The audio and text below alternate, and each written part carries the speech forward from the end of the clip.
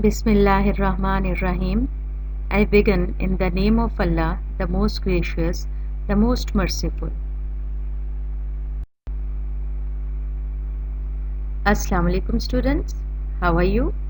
I hope you are going very well. I am Shahida Nasreen and this is your lecture 6 of English, the last lecture of Unit 1. In this lecture, we are going to cover past indefinite and past continuous tense and relevant exercise on page 10 of textbook. Then vocabulary exercise B from page 5 of textbook will be covered. At the end, reading comprehension exercise A from page 6 of textbook will be done.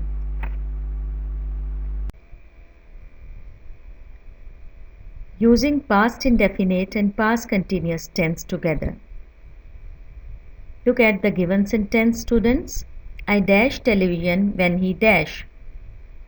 In first blank, the verb to be used is watch, and in second blank, the verb arrive will be used. It is an example of complex sentence, and when is a subordinating conjunction. Students, in such type of sentences, you have to decide which action started earlier. The action that started earlier and continued for a longer period of time uses past continuous, and the action that followed it uses past indefinite. In the given example, you can see that the action of watching started earlier, so it will use past continuous. It will become I was watching television when he arrived. Arrived is past indefinite. Let's just check the rule for this type of sentences. The first action that started earlier, you can say that continued for a longer period of time, uses the past continuous. The second action, that is a shorter action and has interrupted the longer action, uses past indefinite. Let's review structure of both sentences. Past indefinite, subject comes first. It is followed by past form of verb and then object comes. In past continuous tense, subject is followed by was or were and then present participle comes. Open your books, page 10 now. Past indefinite and past continuous tenses. Exercise D.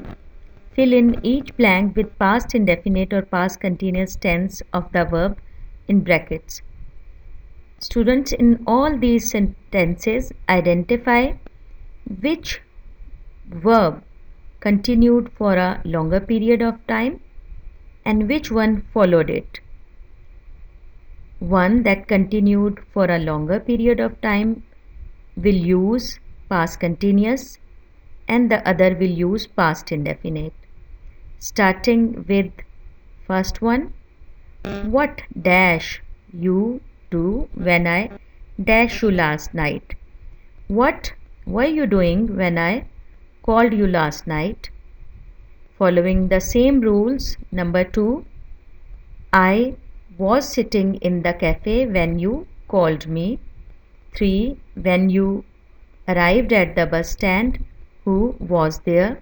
4, Shamsa was watching a film when she heard the noise.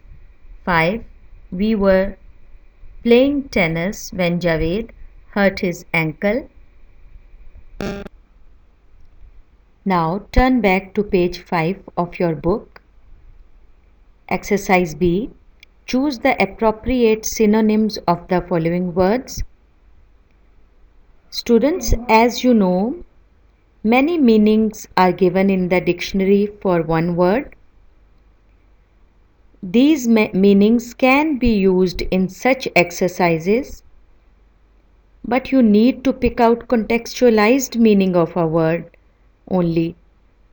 Contextualized meaning of a word means the synonym which is closest to the meaning of given word in context. I hope you have understood it. So out of the given options, choose one which is closer to the contextual use of the word.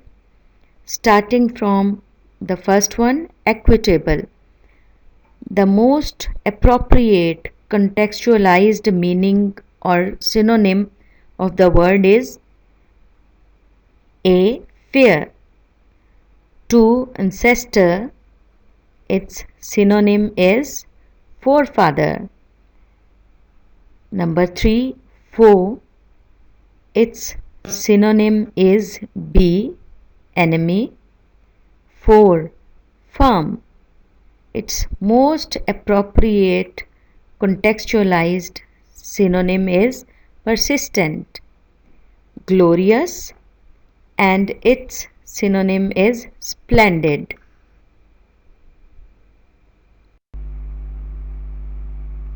Reading comprehension, analysis of patterns of text organization. A. Choose the correct option.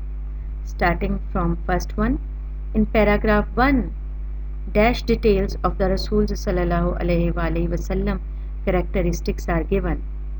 Students, I suggest you to read paragraph 1 and then decide, is it general, B. specific, or C. chronological.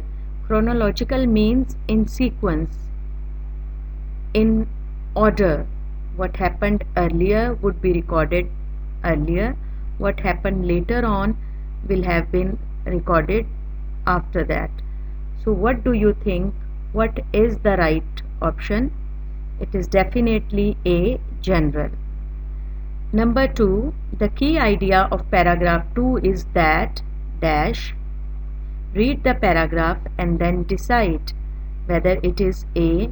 Hazrat Muhammad sallallahu alaihi wasallam was a great orator. Orator was a great speaker. B. Hazrat Muhammad sallallahu alaihi wasallam was a just head of the state. C. Hazrat Muhammad sallallahu alaihi wasallam was just and fair even before his nabuwat. You can judge easily that it is C. Hazrat Muhammad sallallahu alaihi wasallam was just and fair even before his nabuwat. Number 3rd statement is, examples given in paragraph 3 and 4 show that dash. A. Hazrat Muhammad sallallahu alaihi wasallam was a just head of the state. B. Hazrat Muhammad sallallahu alaihi wasallam was a simple man. C. Hazrat Muhammad sallallahu alaihi wasallam was fair in his dealing, and it is C. Hazrat Muhammad sallallahu alaihi wasallam was fair in his dealing. 4th statement is, paragraph 5 shows that dash. A. Hazrat Muhammad sallallahu alaihi wasallam was a just head of the state. B. The justice of Hazrat Muhammad sallallahu alaihi wasallam was a source of peace and security for the non-Muslims. C. Hazrat Muhammad sallallahu alaihi wasallam was just and fair even before his nabuwat. It is B. The justice of Hazrat Muhammad sallallahu alaihi wasallam was a source of peace and security for the non-Muslims. Number 5. To whom did the Rasul sallallahu alaihi wasallam give the following advice? When two men come to you for judgment, never decide in favor of one without hearing the arguments of the other. It is then most likely that you will know the truth. A. Hazrat Abu Bakr Siddiq Raziyallahu Ta'ala Anhu. B. Hazrat Ali Raziyallahu Ta'ala Anhu. C. Hazrat Umar Farooq Raziyallahu Ta'ala Anhu. After reading the concerned paragraph, you will come to know that it is Hazrat Ali Raziyallahu Ta'ala Anhu. So, students, this was the last lecture of Unit 1. Keep on practicing Urdu to English translation, question answer, and all the other exercises. Do your work with the confidence. Choose hard work and reach your goal. Stay blessed, stay safe, stay at home. Allah Hafiz.